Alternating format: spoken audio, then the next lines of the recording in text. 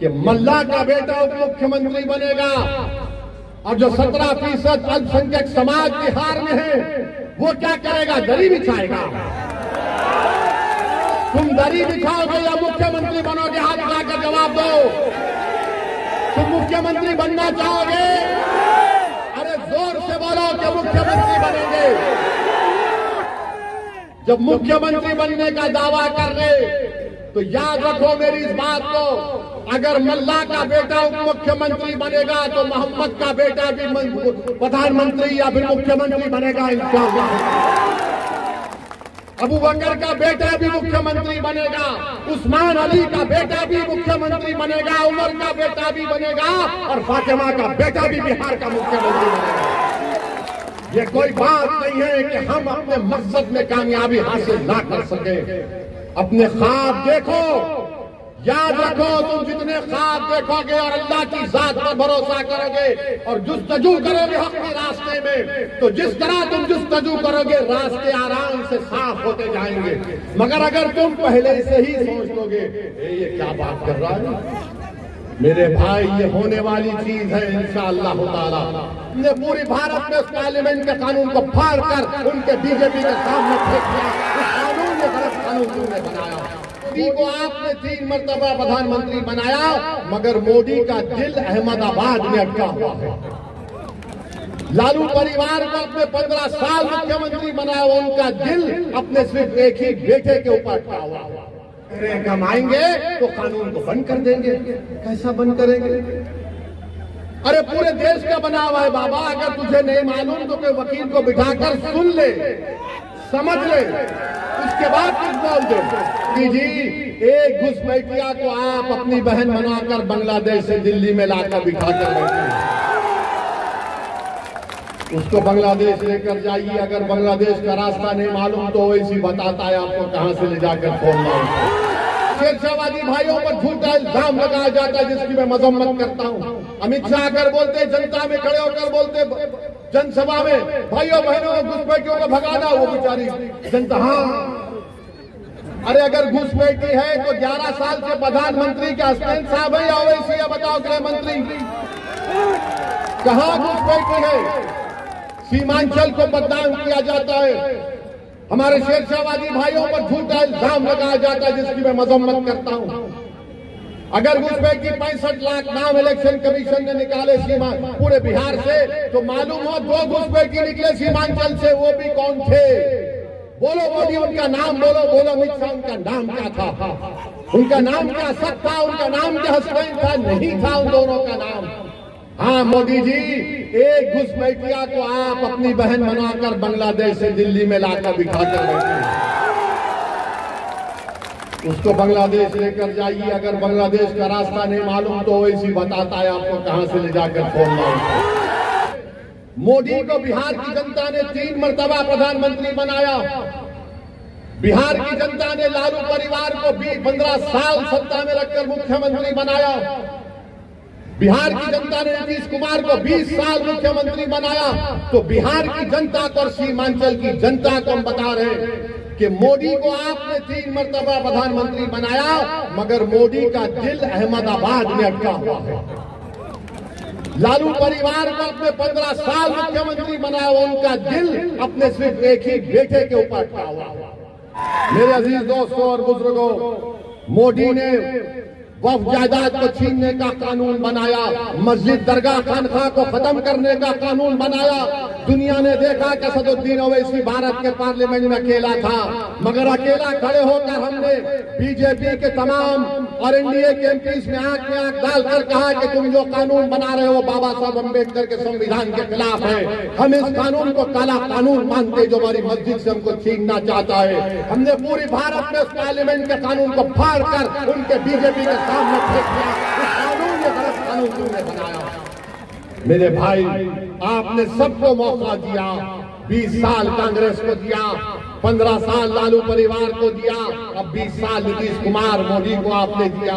बताइए हमने क्या हासिल किया?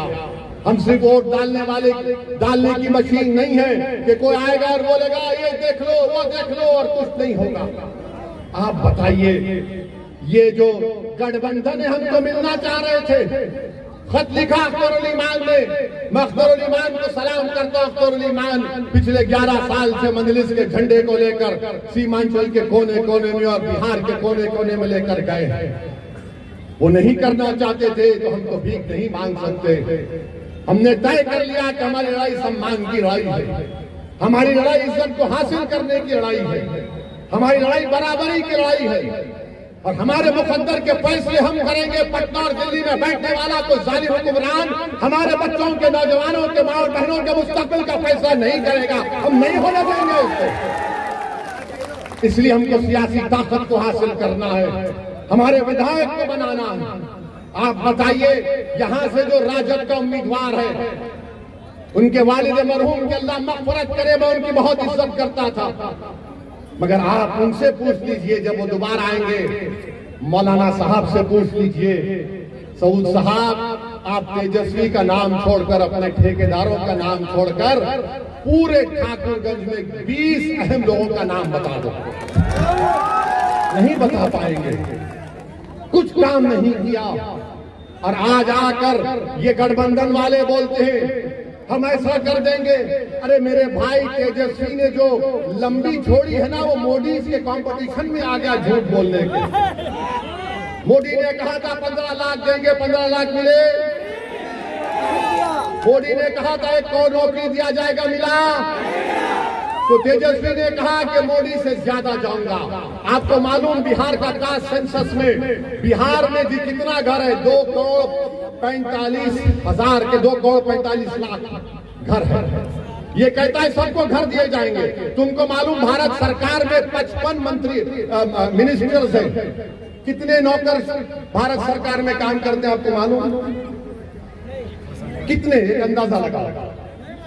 पूरे भारत के सरकार में, भारत की सरकार में 30 लाख लोग काम करते हैं। कितना? 30 लाख। तेजस्वी बोल रहा है कि 2,75,00,000 घर जो है उनको सबको नौकरी दूंगा। अब आप सोचिए, बिहार की जनता, सीमांचल की जनता इतनी भोली नहीं है कि तुम आकर लंबा छोड़ दो और वो कबूल कर ले। अच्छा, आपको मालूम, अगर चलिए मान लिए कोई यहां से उठ के बोलेगा ओवैसी तुम्हारे को क्या तकलीफ हो रही है, देगा वो। अच्छा देगा ना, कितना पैसा लगेगा? अभी अगर वो 2,75,00,000 लोगों को नौकरी देगा तो कम से कम 25,000 तो देना पड़ेगा ना, 25,000। अब तुम उसका हिसाब कर लो, उसके लिए पैसा पड़ेगा 8,28,000 करोड़ रुपये।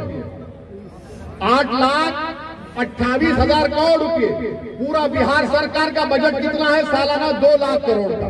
ये कहां से लाएंगे बाबा तुम 6 लाख? पैसा तो झाड़ पे नहीं उगता ना। तो तेजस्वी बोलेगा वैसी भड़काऊ भाषण देता है और क्या है तुम्हारा, इस पर भरोसा मत करो। अरे बाबा तुम बताओ तो सही, कहां से लाओगे, किधर से लाओगे, किधर से लाओगे?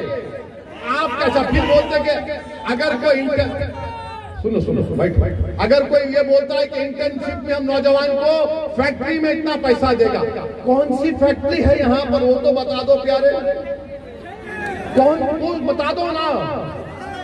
कुछ नहीं है मगर आकर बोल दिए। अच्छा आप ये बताइए, वक्फ का कानून पार्लियामेंट में बनता है ना, देश के लिए बना पार्लियामेंट में, बिहार सरकार ने तो नहीं बनाया। अगर बिहार सरकार बनाती तो दूसरी सरकार आकर खत्म कर देती। मैं कह रहा हूं कि वक्फ का कानून काला कानून है। ये कह रहे हैं कि हम आएंगे तो कानून को बंद कर देंगे। कैसा बंद करेंगे? अरे पूरे देश का बना हुआ है बाबा। अगर तुझे नहीं मालूम तो कोई वकील को बिठाकर सुन ले, समझ ले, उसके बाद कुछ बोल दे। और फिर आप इस तरह की बात करके चले जाते हैं। मेरे अजीज दोस्तों और बुजुर्गों, मैं आपको बता रहा हूं, मैं ठाकुरगंज की जनता को पैगाम दे रहा हूं, आप मेरी बात को गौर से सुनिए। तेजस्वी यादव के बगल में बैठकर वीआईपी पार्टी के हमारे मुकेश भाई को मैं सलाम करता हूं। उन्होंने अपनी समाज के इतिहास पर पूरा भरोसा करके कहा कि मल्ला समाज तेजस्वी के साथ है। अगर हमको सत्ता मिलेगी तो मल्ला समाज पूरे बिहार में 3% उप मुख्यमंत्री मैं बनूंगा।